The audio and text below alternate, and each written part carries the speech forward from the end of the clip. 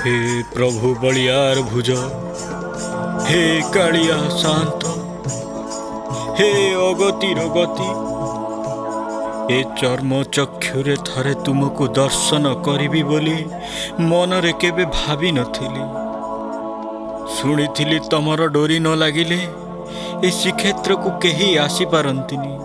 कथाटा सत प्रभु, कथाटा सत।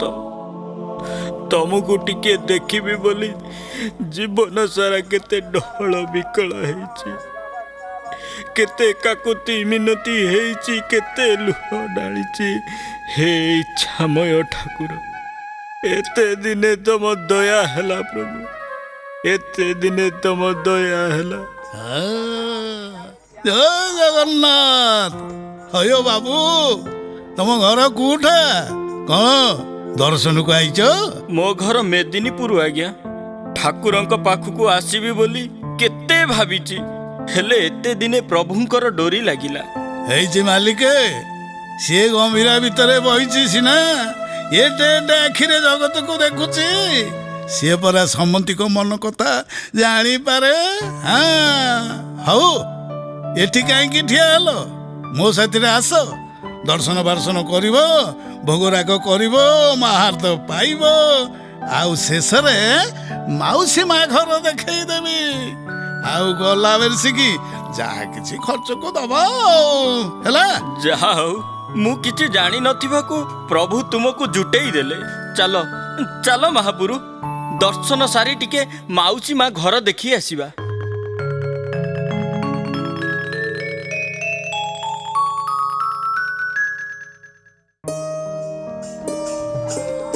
ହଉ, ବଡ଼ ଦେଉଳର ସବୁ ଦିନ ଦେବତା ଦେଖିଲ, ଏବେ ହେଇଛି ହଁ ନା? ଏଇଟା ପ୍ରଭୁ ଜଗନ୍ନାଥଙ୍କ ମାଉସୀ ମା ଘର। ଏଇଟା ମାଉସୀ ମା ଘର? କି କଥା କହୁଛ ନନା? ପ୍ରଭୁ ତ ଏତେ ବଡ଼ ଦେଉଳରେ ରହୁଛନ୍ତି, ହେଲେ ତାଙ୍କ ମାଉସୀ ମା ଏଇ ଟିକି ମନ୍ଦିରରେ? ନାଇଁ ନାଇଁ ନାଇଁ ନନା, ମୁଁ ଏ କଥା ମାନି ପାରୁନି। ତାଙ୍କ ମାଉସୀ ମାଙ୍କ ମନ୍ଦିର ସେତିକି ବଡ଼ ହେଇଥିବ ନା? ନାଇଁ ଏ ମାର୍ଜେ, ମୁଁ ଯାହା କହୁଛି ତମେ ବିଶ୍ୱାସ କର। କେମିତି ବିଶ୍ୱାସ କରିବି ଯେ? ଆମ ଗାଁରୁ ଗତ ସନ କେତେ ଲୋକ ପୁରୀ ଧାମକୁ ଆସିଥିଲେ, ସେମାନଙ୍କଠୁ ମୁଁ ଶୁଣିଛି ପ୍ରଭୁଙ୍କ ମାଉସୀ ମା ଘର ଠିକ୍ ବଡ଼ ଦେଉଳ ପରି କେତେ ବଡ଼। ତିନି ଠାକୁର ବର୍ଷକୁ ଥରେ ରଥରେ ଚଢ଼ି ସେଇଠିକି ଯାଆନ୍ତି, ସେଇଠି 9 ଦିନ ରୁହନ୍ତି। ତମେ କହୁନ ନନା, ଏତେ ବଡ଼ ବଡ଼ ତିନି ଠାକୁର କ'ଣ ଏଇ ଟିକି ମନ୍ଦିର ଭିତରେ ରହିପାରିବେ? ମୁଁ ଦେଖିନି ବୋଲି ତମେ ମତେ ଭୁଆଁ ବୁଲଉଛ। ନାଇଲା ନାକେ କିଏ ଗୋଟେ ଧୂଳିଆ ତାକୁ ହାତେ ଦେଉଳରେ ବାର ହାତେ ଦିଅ ଦେଖେଇ ଦେଲାନି କେ ବାର୍ତ୍ତାନି କରି ଆଟିକା କରିଛି। ଏ ଭିପଙ୍କୁ ପାରି ହବନି। ହେଇଛି ଶୁଣ, ସେଇଟା ମାଉସୀ ମା ଘର ନୁହେଁ, ଗୁଣ୍ଡିଚା ବାଡ଼ି। ଏଇଟା ହିଁ ଜଗନ୍ନାଥଙ୍କ ପରକୂତ ମାଉସୀ ଘର। ଏକଥା ପୁରୀ ଛଡ଼ା ବାହାର ଲୋକ ଜାଣନ୍ତିନି। ଏଇ ଯୋଉ ଟିକି ଦେଉଳ କଥା କହୁନ, ଏହା ପଛରେ ବହୁତ ରହସ୍ୟ ଅଛି। ପୁରାଣ ଶାସ୍ତ୍ରରେ ଅନେକ କଥା ରହିଛି, କହି ବସିଲେ ଗୋଟେ ଦିନ ଲାଗିବ। କ'ଣ ଶୁଣିବ? କୁହ ନନା, ଏତେ ଦିନେ ଆସିଛି ଯେତେବେଳେ ସତ କଥାଟା ଶୁଣିକି ଯିବି ନା। ଶୁଣିବ ତାହେଲେ? ହଁ। ଦେଖ ଭାଇ, ଆମେ ଯାତ୍ରୀ ବ୍ୟବସାୟ କରି ପେଟ ପୋଷୁଛୁ।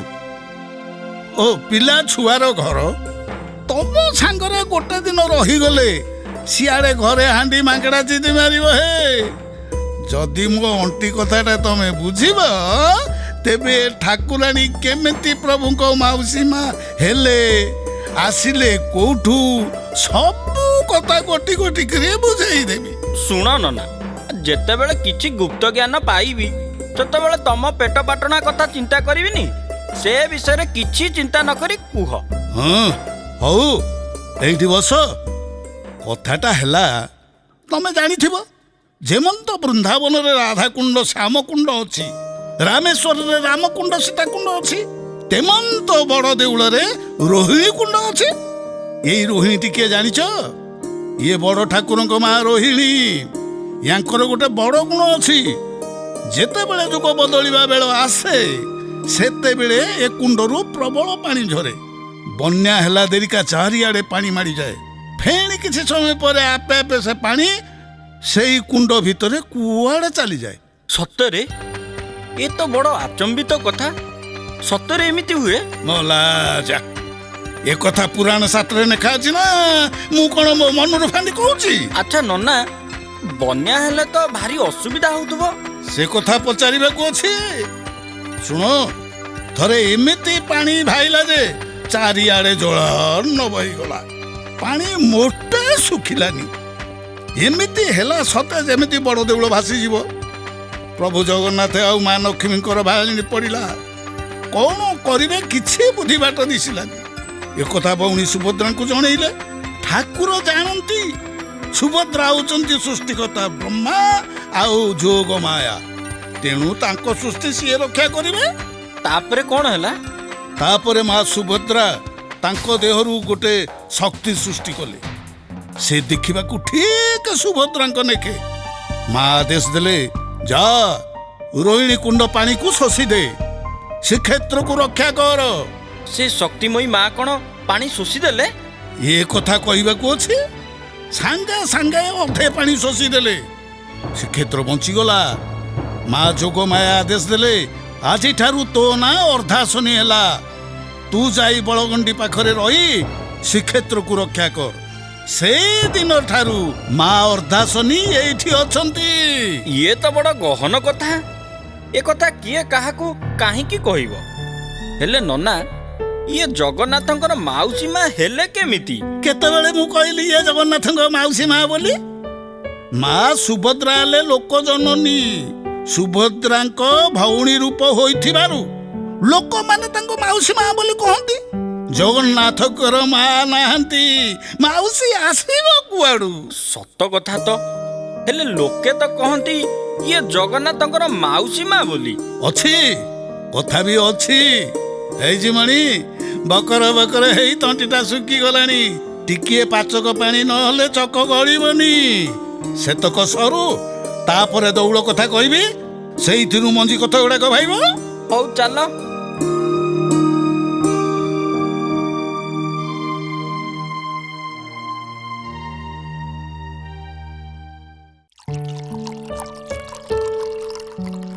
ଯା ହଉ, ମର୍ଚି ପାଣି ଟିକେ ପଡ଼ିଗଲା, ଦମ ଆସିଗଲା।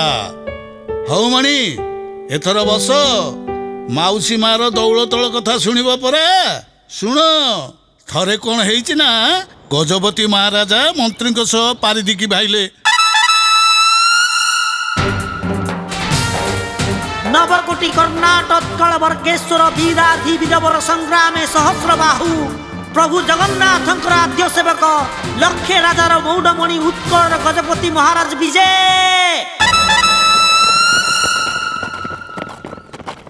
ମହାମନ୍ତ୍ରୀ ମଣିମା, ଅଶ୍ୱାରୋହଣ କରି ବହୁ ପଥ ଅତିକ୍ରମ କରି ଆସିଲେଣି। କ୍ଲାନ୍ତ ଲାଗିଲାଣି। ଆଗରେ ଗୋଟେ ଛାୟାପ୍ରଦ ସାହାଡ଼ା ଗଛ ଦୃଷ୍ଟିଗୋଚର ହେଉଛି। ଚାଲ ସେଠାରେ କିଛି ସମୟ ବିଶ୍ରାମ କରି ଗନ୍ତବ୍ୟ ପଥରେ ଅଗ୍ରସର ହେବା। ଯେ ଆଜ୍ଞା ମଣିମା।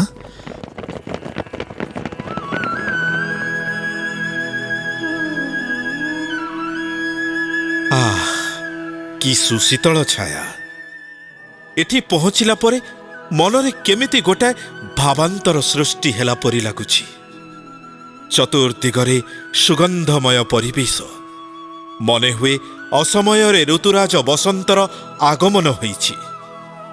ଅଦୂର ବନାନୀରେ ସୁନ୍ଦର ସୁବାସିତ ଦୋଳାୟମାନ ପୁଷ୍ପରାଜିର ଭୁରୁ ଭୁରୁ ବାସ୍ନା, ମତ୍ତ ଭ୍ରମରର ଗୁଣୁଗୁଣୁ ସଙ୍ଗୀତ, ପକ୍ଷୀମାନଙ୍କର ମଧୁର କାକଳି, ମନ ଓ ହୃଦୟରେ ଅପୂର୍ବ ଶାନ୍ତିର ଅନୁଭବ। ଏମିତି ଏମିତି କାହିଁକି ଲାଗୁଛି ମହାମନ୍ତ୍ରୀ? ମୁଁ ବି ସେମିତି କିଛି ଅନୁଭବ କରୁଛି ମଣିମା। ମୁଁ ଭାବୁଛି ଏ ସ୍ଥାନର ନିଶ୍ଚୟ କିଛି ଗୋଟେ ମହତ୍ଵ ଅଛି। ହଁ ମହାମନ୍ତ୍ରୀ, ହେଇପାରେ।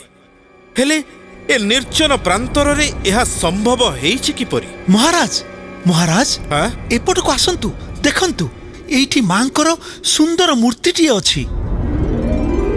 ଆରେ ସତେ ତ, କେଡ଼େ ସୁନ୍ଦର କମନୀୟ ମନଲୋଭା ମୂର୍ତ୍ତି। ମୁଖମଣ୍ଡଳରୁ ଉକୁଟି ଆସୁଛି ଅପୂର୍ବ ଆଭା। ନାନାବିଧ ଅଳଙ୍କାର ପୁଷ୍ପ ଆଭୂଷଣରେ ଶ୍ରୀଅଙ୍ଗ ମଣ୍ଡିତ। କିଏ ଏହି ମା? ଏଠିକି ଆସିଲେ କେମିତି? ମୋର କ'ଣ ମନେ ହୁଏ ଜାଣ ମହାମନ୍ତ୍ରୀ, କ'ଣ ମଣିମା? ଇଏ କୌଣସି ସାଧାରଣ ପଥର ମୂର୍ତ୍ତି ନୁହେଁ। ପ୍ରଭୁ ଜଗନ୍ନାଥଙ୍କୁ ଦର୍ଶନ କରିବା ପାଇଁ ବିଭିନ୍ନ ଦେବାଦେବୀ ପ୍ରତିଦିନ ଏ ପାବନ ଶ୍ରୀକ୍ଷେତ୍ରକୁ ଆସିଥାନ୍ତି। ସେହି ଦୃଷ୍ଟିରୁ ସ୍ୱର୍ଗର କୌଣସି ଦେବୀ ନିଶ୍ଚୟ ଏ ମର୍ତ୍ତ୍ୟ ବୈକୁଣ୍ଠକୁ ଅବତରି ଆସିଛନ୍ତି। ଆଉ ପ୍ରଭୁ ଜଗନ୍ନାଥଙ୍କ ଆକର୍ଷଣକୁ ଏଡ଼ି ଦେଇ ନ ପାରି ଏଇଠି ରହିଯାଇଛନ୍ତି। ହେଇପାରେ ଛାମୁ, ବୋଧହୁଏ ସେଇଥିପାଇଁ ଏ ପରିବେଶ ଏତେ ଶାନ୍ତିମୟ ଓ ପ୍ରେମମୟ ହୋଇପାରିଛି। ହେଲେ ମୁଁ ବୁଝିପାରୁନି ମଣିମା, ଇଏ ଯଦି କୌଣସି ଦେବୀ ହୋଇଥାନ୍ତେ ତେବେ ସିଧା ବଡ଼ ଦେଉଳରେ ନ ରହି ଏମିତି ଏକ ନିର୍ଜନ ସ୍ଥାନରେ ରହିଥାନ୍ତେ କାହିଁକି? ସେଇ ତ ବିସ୍ମୟ ମହାମନ୍ତ୍ରୀ। ଦେବକୂଟ ମାୟା ତାଙ୍କୁ ହିଁ ଗୋଚର। ତମ ଆମ ପରି ସାଧାରଣ ମଣିଷର ସେ ରହସ୍ୟ ଭେଦ କରିବା ସମ୍ଭବ ନୁହେଁ। ମୋର ମନ କହୁଛି ସେ ଜଞ୍ଜାଳମୟ ରାଜ ଉଆସକୁ ଆଉ ଫେରି ନ ଯାଇ ଏଇ ମହାଦେବୀଙ୍କ ଚରଣ ତଳେ କୁଟୀରଟିଏ ନିର୍ମାଣ କରି ସବୁଦିନ ଲାଗି ରହିଯାଆନ୍ତି। ତା କ'ଣ ସମ୍ଭବ ମଣିମା? ଆପଣ ପ୍ରଭୁଙ୍କର ଆଦ୍ୟ ସେବକ। ଶ୍ରୀମନ୍ଦିରରେ କୌଣସି ବିଭ୍ରାଟ ହେଲେ ତାର ସମାଧାନ କିଏ କରିବ? ପ୍ରଭୁ ରୁଷ୍ଟ ହେବେନି? ତା ଛଡ଼ା ଏ ନୀଳାଚଳ କ୍ଷେତ୍ରର ପ୍ରଜାମାନଙ୍କର ଦୁଃଖ ସୁଖ କଥା ବୁଝିବ କିଏ? ଠିକ୍ କଥା କହିଛ ମହାମନ୍ତ୍ରୀ। ଏବେ ଚାଲନ୍ତୁ ମଣିମା, ଉଆସକୁ ଫେରିଯିବା। ଯେତେବେଳେ ଫୁର୍ସତ ମିଳିବ ଆଉ ମାଙ୍କର ପ୍ରେମ ଡୋରି ଆପଣଙ୍କୁ ଆକର୍ଷଣ କରିବ, ସେତେବେଳେ ଆସି ମାଙ୍କୁ ଦର୍ଶନ କରିଯିବେ। ହଁ, ସେଇ କଥା ହିଁ ହେବ।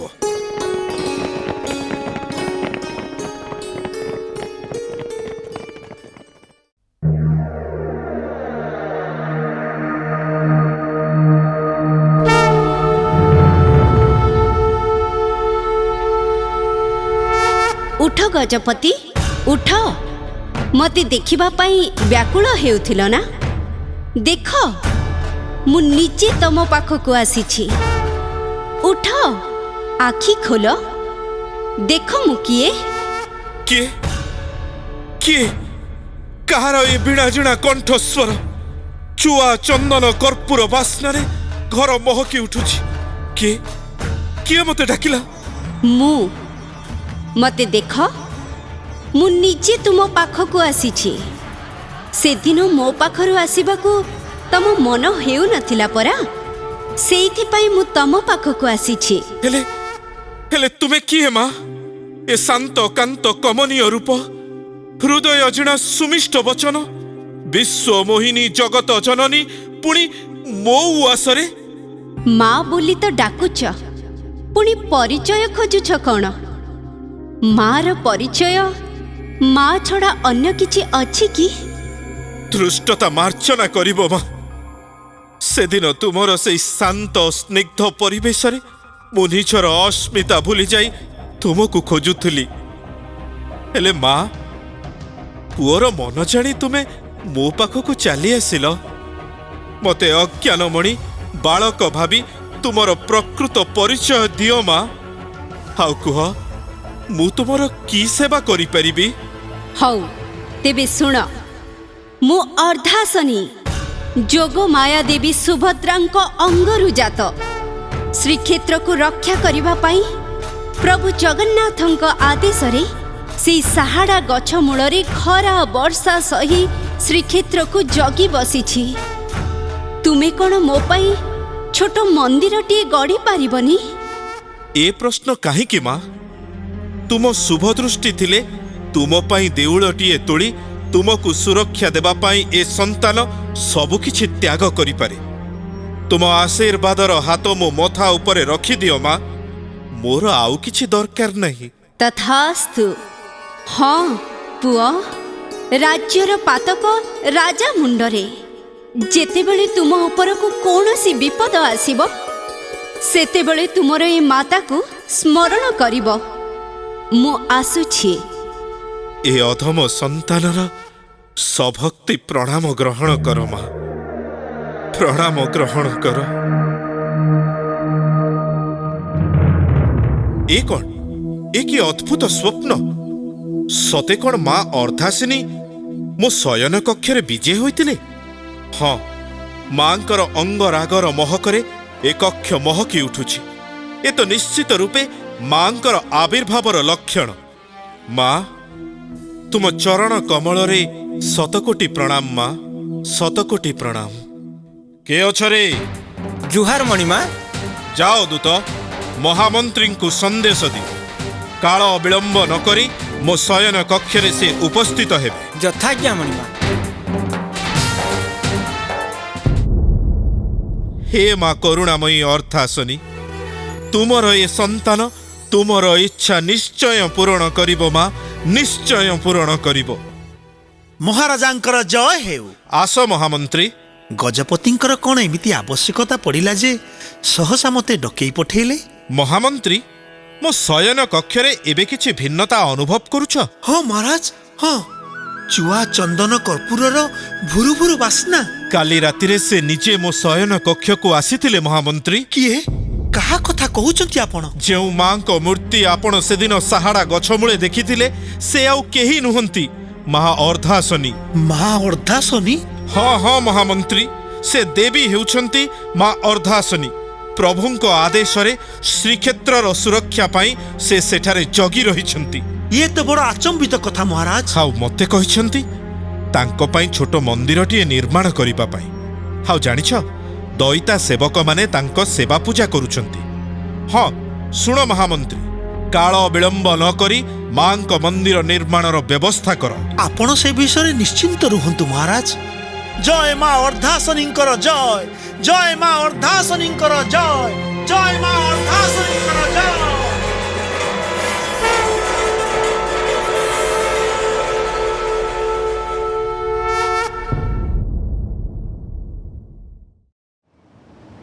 ଅଇଏ ମହାପାତ୍ରେ, ଆଗିଲାକୁ ଭାରି ଘଡ଼ି ସନ୍ଧିବେଳ ଆଉଛି ହେ। କ'ଣ ହବ ମତେ କିଛି ବୁଦ୍ଧି ବାଟ ଦେଖାଯାଉନି। କଥା କ'ଣ କିଓ ଖୁଣ୍ଟିଏ? କ'ଣ ହେଇଛି? ତେମେ ଭାରି ବ୍ୟସ୍ତ ଥିଲା ନେଖେ ନାଗୁଛ। ଆଉ ମାଲିକେ, ତମେ ଦଉଳରେ ମହାପୁରୁଙ୍କ ସେବା କରୁଛ ନା ଖାଲି ଓଳିଏ ନେଖେ ମରିଚି ପାଣି ଠେସି ଦେଇ କୁମ୍ଭାଟୁଆ ଦେରିକା ଆଖି ଦିଟା କରି ଜଳକା ହନୁମାରେ ହନେଇକି ବଉଛ? କଥାଟା କ'ଣ ଖୋଲିକି ନ କହି ଏତେ ଦାରକା ଦଉଛ କ'ଣ ହେ? ତେମେ କ'ଣ କିଛି ଜାଣିପାରୁନ? ଅକ୍ଷି ତୃତୀୟା ପାଖେଇ ଆଇଲାଣି। ରଥ ଖଳାରେ ରଥ କାମ ଆରମ୍ଭ ହବ। 3ଟା ନୁହେଁ, 6ଟା ରଥ ତିଆରି ହବ ସିନା, ହେଲେ ରଥଯାତ୍ରା ହବ କେମିତି? ଯାତ୍ରା ତ ଯେମିତି ଫିସ ନ ହୁଏ ସେମିତି ହବ।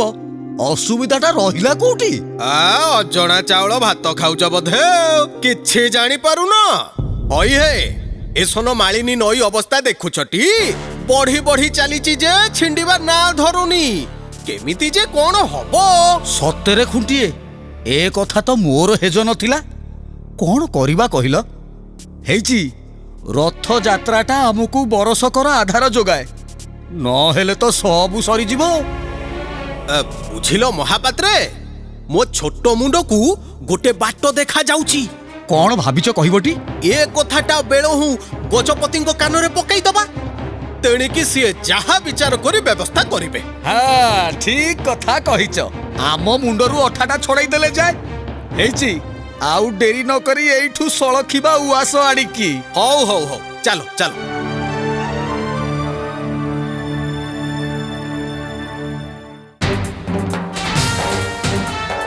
ମଣିମାଙ୍କର ଜୟ ହେଉ। ମଣିମା, 2 ଜଣ ସେବକ ଆପଣଙ୍କ ଦର୍ଶନ ଅପେକ୍ଷାରେ। ତାଙ୍କୁ ସସମ୍ମାନେ ମୋ ସମ୍ମୁଖରେ ହାଜର କର। ଯଥାଜ୍ଞା ମଣିମା। ଜୟ ଜଗନ୍ନାଥ। ପ୍ରଭୁଙ୍କର ଆଦ୍ୟ ସେବକ ଗଜପତି ମହାରାଜାଙ୍କର ଜୟ ହେଉ। ଆସ ମହାପାତ୍ରେ, ଆସ ଖୁଣ୍ଟିଏ। କି ସମାଚାର ନେଇ ଆସିଛ? କ'ଣ ଶ୍ରୀମନ୍ଦିରରେ କିଛି ଅଘଟଣ ଘଟିଛି? ନାଇଁ ମଣିମା, ଯାହାଙ୍କ ଉପରେ ପ୍ରଭୁ ଜଗନ୍ନାଥଙ୍କ ଅପାର କରୁଣା ରହିଛି, ତାଙ୍କ ଶାସନ କାଳରେ କିଛି ଅଘଟଣ କାହିଁକି ଘଟିବ? ଜୟ ଜଗନ୍ନାଥ, ଜୟ ଜଗନ୍ନାଥ। ତେବେ ଆସିବାର ଉଦ୍ଦେଶ୍ୟ? ମଣିମା, ଅକ୍ଷି ତୃତୀୟା ଆଉ 2 ଦିନ ରହିଲା। ରଥ କାମ ଆରମ୍ଭ ହବ। 6ଟି ରଥ। ମହାରଣା ସେବକମାନେ ଫିସନ ପରି ଠିକ ସମୟରେ ରଥ କାମ ସାରିଦେବେ। ହେଲେ ରଥଯାତ୍ରା ହବ କେମିତି? କାଇଁ, ଅସୁବିଧା ରହିଲା କେଉଁଠି? ମାଳିନୀ ନଦୀ ଦିନକୁ ଦିନ ଉଗ୍ର ରୂପ ଧାରଣ କରି ବଢି ଚାଲିଛି, ଛିଣ୍ଡିବାର ନା ଧରୁନି। ମୋର ତ ମନେ ହଉଛି, ଯଦି ଏମିତି ହୁଏ ଶ୍ରୀକ୍ଷେତ୍ର ଜଳାର୍ଣ୍ଣବ ହେଇଯିବ। ମହାପୁରୁ ମାନେ ଚାପରେ ପାରି ହେଇ ଆରପାରିକି ଯିବେ କେମିତି? କିଛି ବୁଦ୍ଧି ବାଟ ଦିଶୁନି ଆଜ୍ଞା। ସତେ ନା କ'ଣ? ଏ ତ ବଡ଼ ସଙ୍ଗୀନ ସମସ୍ୟା। କ'ଣ କରାଯିବ? ପ୍ରଭୁ ଜଗନ୍ନାଥ କ'ଣ ନିଜ ରଥଯାତ୍ରା ବନ୍ଦ କରିଦେବେ? ଇଚ୍ଛାମୟ ଠାକୁର ସେ, ଯାହା ତାଙ୍କର ଇଚ୍ଛା ଥିବ ସେଇଆ ହେବ। ସେ ନିଶ୍ଚୟ କିଛି ଗୋଟେ ବାଟ କରିବେ। ହଉ, ଏଥର ତମେ ଆସ, କ'ଣ କରିହେବ ସେ କଥା ଚିନ୍ତା କରି ମୁଁ ଜଣାଇବି।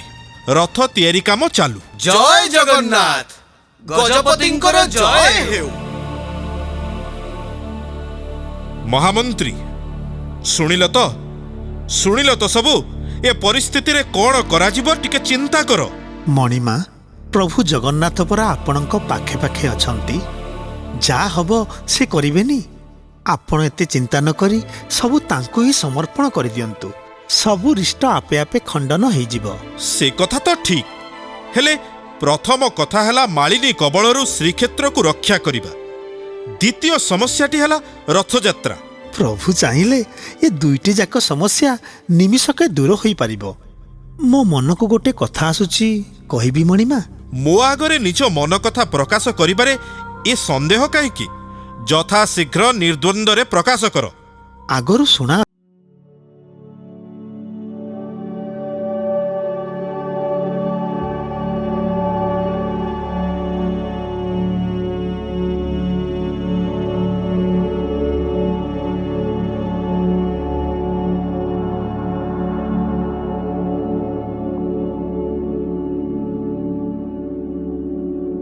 କିଛି ଅସୁବିଧା ପଡ଼ିଲେ ତାଙ୍କୁ ଜଣାଇବାକୁ।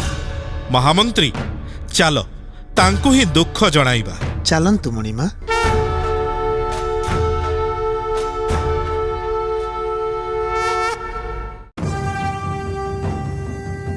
ସର୍ବ ବିପଦ ନାଶିନୀ ଶ୍ରୀକ୍ଷେତ୍ର ରକ୍ଷାକାରିଣୀ ମା ଅର୍ଦ୍ଧାଶନୀଙ୍କର ଜୟ ହେଉ। ଦ୍ୱିଭୁଜା ସୌମ୍ୟ ବଦନାଂ ଅଭୟକ୍ଷଧାରିଣୀ ବିଷ୍ଣୁପ୍ରିୟାଙ୍ଗ ସମ୍ଭୂତା ପ୍ରଳୟବାରୀ ଶୋଷିକା ନାନାବସନ ଭୂଷିତାଂ ଆର୍ତ୍ତତ୍ରାଣ ପରାୟଣୀ ଅର୍ଦ୍ଧାସନୀ ନମସ୍ତେ ତୁ ଭକ୍ତାନାଂ ଅଭୟପ୍ରଦାମ୍। ହେ ମା ଜଗଦେଶ୍ୱରୀ, ତୁମର ସନ୍ତାନ ଆଜି ଘୋର ସଙ୍କଟରେ ପଡ଼ି ତୁମ ଶରଣାପନ୍ନ ହୋଇଛି। ମା ମାଳିନୀ ନଦୀର କରାଳ ଗ୍ରାସରେ ଶ୍ରୀକ୍ଷେତ୍ର ଆଜି ନିଶ୍ଚିହ୍ନ ହେବାକୁ ଯାଉଛି। ତୁମେ ଥାଉ ଥାଉ ମୋ ପ୍ରଭୁଙ୍କ ରଥଯାତ୍ରା କ'ଣ ବନ୍ଦ ହେଇଯିବ? ମା, ତୁମେ ପରା କଥା ଦେଇଥିଲ ବିପଦ ଆସିଲେ ତୁମକୁ ସ୍ମରଣ କରିବାକୁ। ତୁମ ବଚନ ତୁମେ ସିଦ୍ଧ କର। ମା, ତୁମେ ସିଦ୍ଧ କର। ତୁମ ପୁଅର ମାନ ଆଜି ତୁମରି ହାତରେ। ଏ ମା ମାନ ଉଦ୍ଧାରଣୀ ଅର୍ଦ୍ଧାସନୀ, ଏ ସଂକଟରୁ ରକ୍ଷା କର। ମା, ରକ୍ଷା କର, ରକ୍ଷା କର, ରକ୍ଷା।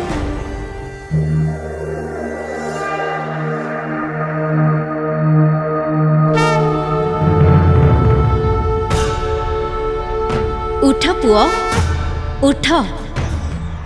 ଏ ମା ଥାଉ ଥାଉ ଏ ସାମାନ୍ୟ କଥାରେ ଭାଙ୍ଗି ପଡୁଛ। ମାଳିନୀର ଭାରି ଗର୍ବ ହେଇଗଲାଣି। ତା ଗର୍ବକୁ ଏଇ ମୁହୂର୍ତ୍ତରେ ଖର୍ବ କରିଦେଉଛି। ହଁ, ତୁମକୁ କହି ରଖୁଛି, ଆଜିଠାରୁ କେବଳ 3ଟି ରଥରେ ପ୍ରଭୁ ନିଜର ଜନ୍ମବେଦୀକୁ ବିଜେ କରିବେ। ଉଠ ଧନ, ଯାଅ ତୁମ କାମରେ ଲାଗିପଡ଼। ମୁଁ ମାଳିନୀ କଥା ବୁଝୁଛି। ଧନ୍ୟ ମା, ଧନ୍ୟ ତୁମର ମହିମା। ଗୋଟେ ବିରାଟ ସଙ୍କଟରୁ ମୋତେ ରକ୍ଷା କଲ। ମା, ତୁମ ଶ୍ରୀଚରଣ ତଳେ କୋଟି କୋଟି ପ୍ରଣାମ। ଚାଲ ମହାମନ୍ତ୍ରୀ, ମା ଅର୍ଦ୍ଧାସନୀ ଅଭୟ ଦେଇଦେଲେ। ଏଥର ପ୍ରଭୁ 3ଟି ରଥରେ ଜନ୍ମବେଦୀକୁ ବିଜେ କରିବେ। ଚାଲ ମହାମନ୍ତ୍ରୀ, ଚାଲ। ଜୟ ମା ଅର୍ଦ୍ଧାସନୀଙ୍କର ଜୟ, ଜୟ ପ୍ରଭୁ ପତିତ ପାବନ ଜଗନ୍ନାଥଙ୍କର ଜୟ।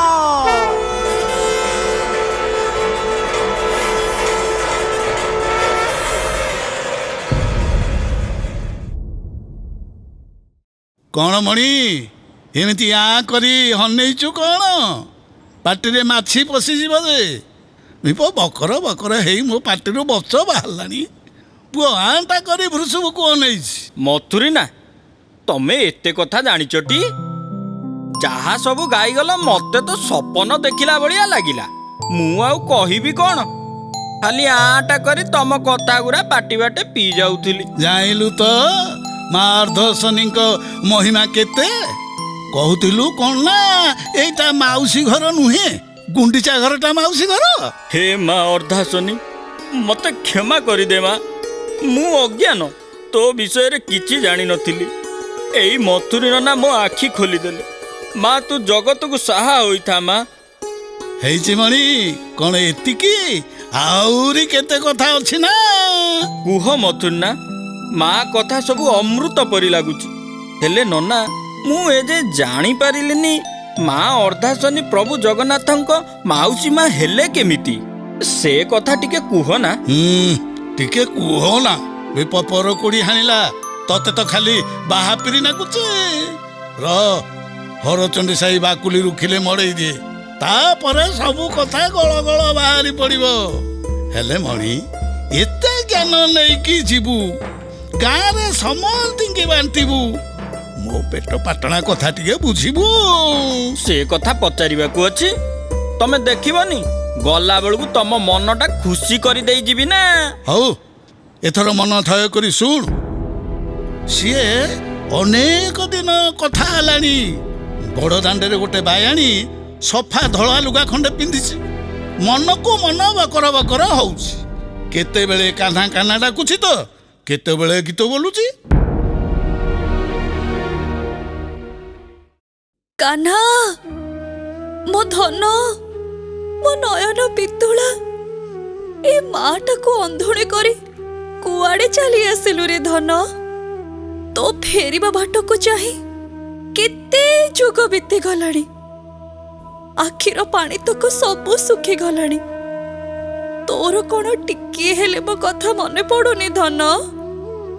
ତତେ ଖୋଜି ଖୋଜି ବଣ ଖମଣ ନଈ ନାଳ ପାହାଡ଼ ପର୍ବତ ସବୁଆଡେ ବୁଲୁଛି। ଦିନ ରାତି ସମାନ କରିଦେଇଛି, କେହି ବି ହେଲେ ତ ଖବର ମତେ ଦଉନାହାନ୍ତି। ତୋର ଏ ବାୟାଣୀ ମାଟା ଦାଣ୍ଡ ଘାଟ ବୁଲି ବୁଲି ଖାଲି ଲୋକଙ୍କ ଟାହି ଟାପର ଶୁଣୁଛି। ଛାତିଟାକୁ ପଥର କରି ସାରିଲେଣି। ଆଉ କାହା କଥା ମତେ ବାଧୁନି। ମତେ ଦୁଃଖ ଦେଇ କି ସୁଖ ପାଉଛୁ ରେ ଧନ? କୋଉଠି ଲୁଚିଛୁ? ଆ ଧନ, ମୋ କୋଳକୁ ଟିକେ ଆ। ଭଉଣୀ, ତମେ କିଏ ଭଉଣୀ? ଏମିତି ବାୟାଣୀ ପରି କଣ ଗପି ଚାଲିଛ? ଏ ବଡ଼ ଦାଣ୍ଡରେ ବୁଲି ବୁଲି କାହାକୁ ଖୋଜୁଛ? ଭଉଣୀ, ମୁଁ ଜଣେ ପୁତ୍ରହରା ଜନନୀ। ମୋ କାହ୍ନା ମତେ ଛାଡ଼ି କେତେ ଦିନ ହେଲା କୁଆଡେ ଚାଲିଗଲା ଯେ ଆଉ ଫେରିଲାନି। ତାକୁ ହିଁ ଚାରିଆଡେ ଖୋଜି ବୁଲୁଛି। ଭଉଣୀ, ତମ ଅବସ୍ଥା ସିରିହୀନ ହେଇଗଲାଣି। ଆସ, ମୋ ସାଙ୍ଗରେ ମୋ ଘରକୁ ଆସ। ଟିକେ ଥକା ମେଣ୍ଟିବ, ତାପରେ ତମ ପୁଅକୁ ଖୋଜିବାକୁ ଯିବ। ନାଇଁ ନାଇଁ ନାଇଁ, ମୋ ପୁଅକୁ ନ ପାଇଲା ଯେ ମୁଁ କୁଆଡେ ବି ଯିବିନି। ଅବୁଝା ହୁଅନି ଭଉଣୀ, ମୋ ଘର ଏ ପାଖରେ। ସେଇଠି ଦୁହେଁ ବସି କଥାବାର୍ତ୍ତା ହେଇ କିଛି ଗୋଟେ କରିବା। ହେଲେ ତମେ କିଏ ଭଉଣୀ? ମୋ ଉପରେ ତମେ ଏତେ ଦୟା କାହିଁକି ଦେଖଉଛ? ମୁଁ ତମରି ପରି ଜଣେ ପୁତ୍ରହରା ଜନନୀ ଭଉଣୀ। ତା ଛଡ଼ା ଗୋଟେ ଦୁଃଖିନୀ ମା ଆଉ ଗୋଟେ ଦୁଃଖିନୀ ମାର ହୃଦୟକୁ ବୁଝିବନି ତ ଆଉ କିଏ ବୁଝିବ? ଘରକୁ ଆସ, ମୋ ଜୀବନ କାହାଣୀ ମୁଁ ଗୋଟି ଗୋଟି କରି ସବୁ କହିବି। ଚାଲ ଭଉଣୀ, ଚାଲ। ହଉ, ଏତେ ଆଦରରେ ଡାକୁଛ ଯଦି ଚାଲ।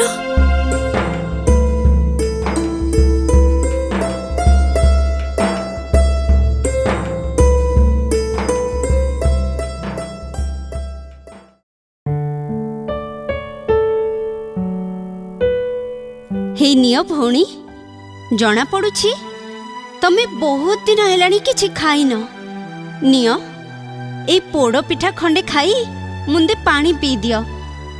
ଦେହରେ ବଳ ଆସିଲେ ତ ପୁଅକୁ ଖୋଜିବାକୁ ଯିବ। ଆଉ ଖଣ୍ଡେ ପୋଡ଼ ପିଠା ବି ତମ ପୁଅ ପେଇ ଦେବି। ଏଇ ପିଠାର ବାସ୍ନାରେ ତମ ପୁଅ ଯୋଉଠି ଥିବ ତମ ପାଖକୁ ଚାଲି ଆସିବ। ତମେ ସତ କହୁଛ ଭଉଣୀ? ଆଚ୍ଛା ଭଉଣୀ, ତମେ ଜଣେ ପୁତ୍ରହରା ଜନନୀ ବୋଲି କହୁଥିଲ, କାଇଁ ସେ ବିଷୟରେ ତ କିଛି କହିଲନି? ନିଶ୍ଚୟ କହିବି। ମୋ ଜୀବନ କାହାଣୀ ତ୍ରେତୟା ଯୁଗର। ସୂର୍ଯ୍ୟବଂଶୀ ରାଜା ଦଶରଥଙ୍କର ଆମେ 3 ରାଣୀ ଥିଲୁ। ବଡ଼ ରାଣୀ କୌଶଲ୍ୟା ଗର୍ଭୁ ରାମ ଜନ୍ମ ହେଇଥିଲା। ମୋ ପୁତ୍ର ଥିଲା ଭରତ। ହେଲେ ରାମ ସଦା ସର୍ବଦା ମୋରି ପାଖରେ। କୌଶଲ୍ୟାଙ୍କ ଅପେକ୍ଷା ମୁଁ ଥିଲି ତାର ପ୍ରିୟ ମା। ତାର ସବୁ ଅଳି ଅର୍ଦଳି ମୋରି ପାଖରେ। ମୁଁ ଖୁଆଇଦେଲେ ଖାଏ, ଭରତ ପରି ମୋ ଛାତିରୁ କ୍ଷୀର ପିଏ। ତାର ପ୍ରିୟ ଖାଦ୍ୟ ହେଉଛି ପୋଡ଼ ପିଠା। ଯୋଉଦିନ ପିଠା ନଥିବ ନା, ସେଦିନ କଥା ସରିଲା ଜାଣ। କିଛି ନ ଖାଇ ରୁଷିବ। ମୋର ବି ସେଇ ଅବସ୍ଥା ଭଉଣୀ। ଦ୍ୱାପର ଯୁଗରେ ସେମିତି କୃଷ୍ଣ କଂସର ଭଉଣୀ ରାଣୀ ଦେବକୀଙ୍କ ଗର୍ଭରୁ ଜନ୍ମ ନେଇଥିଲା। ପରିସ୍ଥିତିରେ ତାକୁ ପାଳି ପୋଷି ମଣିଷ କରିବାର ସୌଭାଗ୍ୟ ପାଇଥିଲି। ଆଉ ସେ ମୋ ଜନ୍ମିତ ସନ୍ତାନ ବୋଲି ଧରି ନେଇଥିଲି। ଭାରି ନଟଖଟିଆଟେ ସେ। ଲବଣୀରେ ତାର ଭାରି ପ୍ରିୟ। ଲବଣୀ ନହେଲେ ଦହି ହାଣ୍ଡି ଭାଙ୍ଗି ଫଟେଇ ଦବ। କମ ହଇରାଣ କରିଛି ସେ। ଶୁଣିବ, ଦିନେ ତା ମୁଣ୍ଡରେ ମୋ ହାତ ଥୋଇ ଶପଥ କରି କହିଲା, ମା ତୁ ସତ୍ୟ କର, ମତେ 14 ବର୍ଷ ପାଇଁ ବନକୁ ପଠେଇବୁ। ଏ କଥା ଶୁଣିଲା ପରେ ମୋ ମୁଣ୍ଡରେ ବଜ୍ରପାତ ହେଲା। କଣ କରିବି? ତାକୁ ଛାଡ଼ି ମୁଁ କେମିତି ବଞ୍ଚିବି? ସିଏ କହିଲା, ମା ମୁଁ ପରା ଅତ୍ୟାଚାରୀ ରାବଣକୁ ମାରିବା ପାଇଁ ଜନ୍ମ ହେଇଛି। ତୁ ସାହାଯ୍ୟ ନ କଲେ ମୋ ସଂକଳ୍ପ ପୂର୍ଣ୍ଣ କରିବି କେମିତି? କଣ କରିବି? ଛାତିକି ପଥର କରି ଛଳ କରି ତାକୁ ବନକୁ ପଠେଇଲି। ସେଇ ଦିନଠାରୁ ତାର ପୋଡ଼ ପିଠା ଖାଇବା ବନ୍ଦ। ମୁଁ କିନ୍ତୁ ସବୁଦିନ ପୋଡ଼ ପିଠା ତିଆରି କରି ତା ବାଟ ଚାହିଁ ବସିଥାଏ। ହେଲେ ତାର ଦେଖା ନାହିଁ। ତମେ ଏଠି କାହିଁକି ପୋଡ଼ ପିଠା କରୁଛ? ବହୁତ ଦିନ ପରେ ସେଇ ନୀଳାଚଳରେ ଜଗନ୍ନାଥ ରୂପରେ ଅଛି। ତେଣୁ ରଥଯାତ୍ରା ବେଳେ ମୁଁ ପିଠା କରି ରଖିଥାଏ। ଗୁଣ୍ଡିଚା ମନ୍ଦିରରୁ ବାହୁଡ଼ିବା ପରେ ତା ରଥ ଆପେ ଆପେ ଅଟକି ଯାଏ। ମୋ ଠାରୁ ଖଣ୍ଡେ ପୋଡ଼ ପିଠା ଶାନ୍ତିରେ ଖାଇ ସେ ଶ୍ରୀମନ୍ଦିରକୁ ଚାଲିଯାଏ। ମୁଁ ସିନା ମା ହେଇପାରିଲି ନାହିଁ, ହେଲେ ମାଉସୀ ରୂପରେ ଏଇଠି ତା ବାଟକୁ ଚାହିଁ ରହିଛି। ହେଲେ ହେଲେ ମୁଁ ମୋ କୃଷ୍ଣକୁ କୋଉଠି ପାଇବି ଭଉଣୀ? ସିଏ ବି ଏଇଠି ଅଛି। ଯିଏ ମୋ ରାମ, ସେଇ ତମ କୃଷ୍ଣ। ସେଇ ଦାରୁ ବ୍ରହ୍ମ ଜଗନ୍ନାଥ। ତମେ ଏଇ ପୋଡ଼ ପିଠା ଖଣ୍ଡେ ନେଇ ଶ୍ରୀମନ୍ଦିରକୁ ଯାଅ। ତମ କୃଷ୍ଣ ନିଶ୍ଚୟ ତମ ପାଖକୁ ଦୌଡ଼ି ଆସି ନିଜେ ତମ ହାତରୁ ପୋଡ଼ ପିଠା ଖାଇବ। ତମ ତୁଣ୍ଡ ସୁତୁଣ୍ଡ ହେ ଭଉଣୀ। ତମ ଯୋଗୁ ମୁଁ ଆଜି ମୋ ହଜିଲା ଧନକୁ ଫେରି ପାଇବି। ତମକୁ କୋଟି କୋଟି ଧନ୍ୟବାଦ ଭଉଣୀ। ଆମେ ଦୁହେଁ ମା। ଶରୀର ଅଲଗା, ନା ବି ଅଲଗା, ହେଲେ ହୃଦୟ ଆଉ ମନ ପରା ଗୋଟିଏ। ମୋ ଭିତରେ ତମେ ମାଉସୀ ରୂପରେ ଏଇଠି ରହିବ। ଆମେ ସିନା ମା ହେଇପାରିଲେନି, ହେଲେ ମାଉସୀ ମା ତ ହେଇପାରିବା। ଏବେ ଯାଇ ପୁଅକୁ ଦେଖା କରି ଆସ। ତମ ଇଚ୍ଛା ପୂର୍ଣ୍ଣ ହେଉ।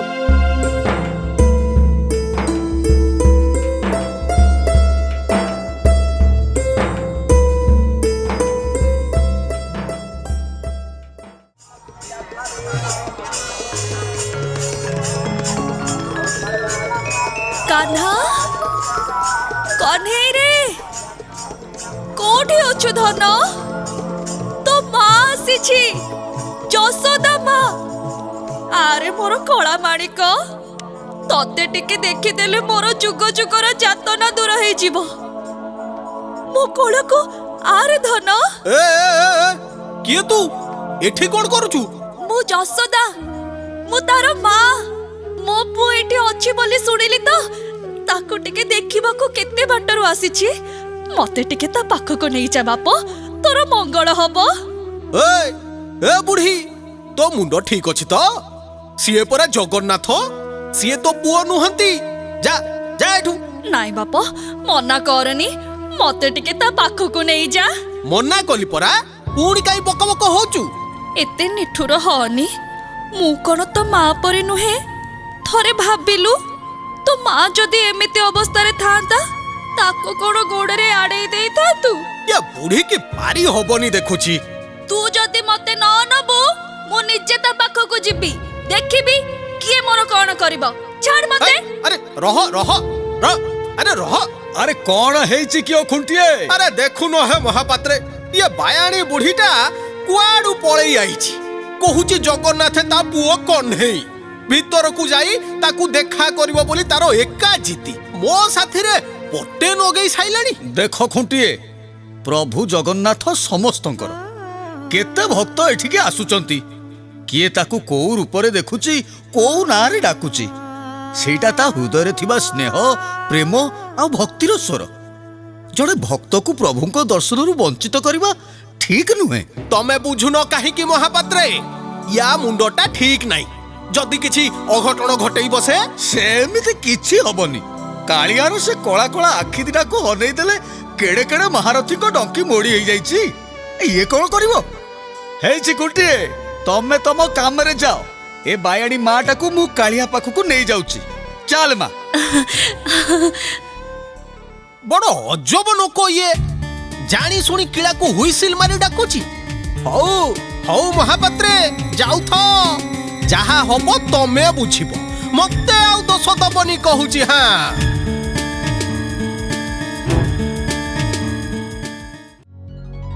श्रीकृष्णं केशवं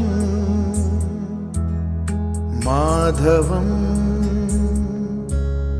शरणं व्रज। କିଏ ଗାଉଛି ମୋ ନଟକୁଟିଆ କହ୍ନେଇର କଥା? ତାହେଲେ ଏଇଠି ମୋ କହ୍ନେଇ ଅଛି। ମୁଁ କେତେ ଆଡେ ଖୋଜିଲିଣି। ଧନରେ ମୋ କୋଳକୁ ଟିକେ ଆରେ ଧନ।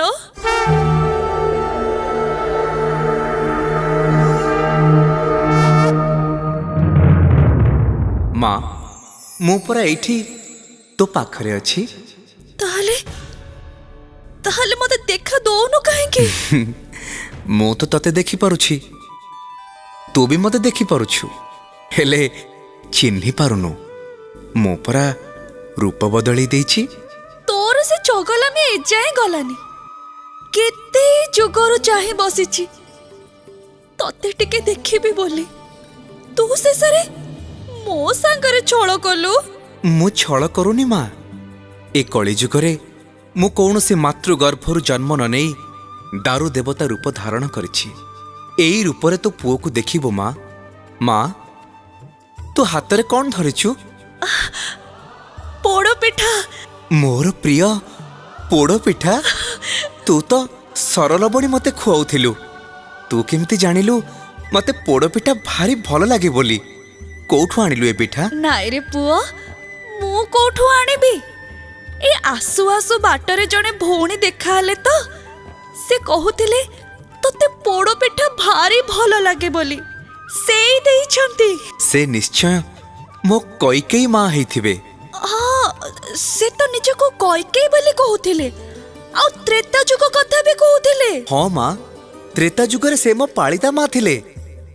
ଯେମିତି ତୁ ଥିଲୁ ଦ୍ୱାପର ଯୁଗରେ, ତୁମେ ଦୁହେଁ ଏକ ଅଭିନ୍ନ। ଏ ଯୁଗରେ ମୋର ମା ନାହିଁ, ତେଣୁ ଅର୍ଥାସିନୀଙ୍କ ଭିତରେ ତୁ ମୋର ମାଉସୀ ମା ହୋଇ ବଳଗଣ୍ଡିରେ ରହିବୁ। ସେଇଠୁ ସବୁବେଳେ ତୋ ଗେହ୍ଲା ପୁଅକୁ ଦେଖୁଥିବୁ। ରଥଯାତ୍ରାରେ ମୁଁ ଗୁଣ୍ଡିଚା ଘରୁ ବାହୁଡ଼ିଲା ବେଳେ ତୋ ହାତରୁ ପୋଡ଼ପିଠା ଖାଇ ମୁଁ ଶ୍ରୀମନ୍ଦିରକୁ ଫେରିବି। ହଉ ବାପା, ତୋ ଇଚ୍ଛା।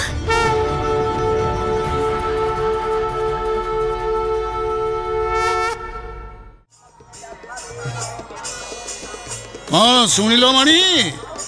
ମାଉସୀ ମା କଥା କେମିତି ଲାଗିଲା? କ'ଣ କିଛି ବୁଝିଲ ତ? ନନା, ୟା ଭିତରେ ଏତେ ରହସ୍ୟ ଅଛି, ମୁଁ କେମିତି ଜାଣିବି? ଏ କଥା ତ ଅଧିକାଂଶ ଲୋକ ଜାଣିନଥିବେ। ଅଧିକାଂଶ କ'ଣ କହୁଛୁ? ଏଇ ପୁରୀ ଭିତର ଲୋକ ଜାଣନ୍ତି କି ନାହିଁ ସନ୍ଦେହ। ହଉ ମଣି, ଏଥର ମାଣିଆଟା ଦେଇଦେ। ମୋ ବାଟରେ ମୁଁ ଯିବି, ଆଉ ତୋ ବାଟରେ ତୁ। ମାଣିଆ କ'ଣ କିଓ ନନା? ଆରେ ନନାର ପାଉଣାକୁ ପୁରୀ ଭାଷାରେ ମାଣିଆ କହନ୍ତି।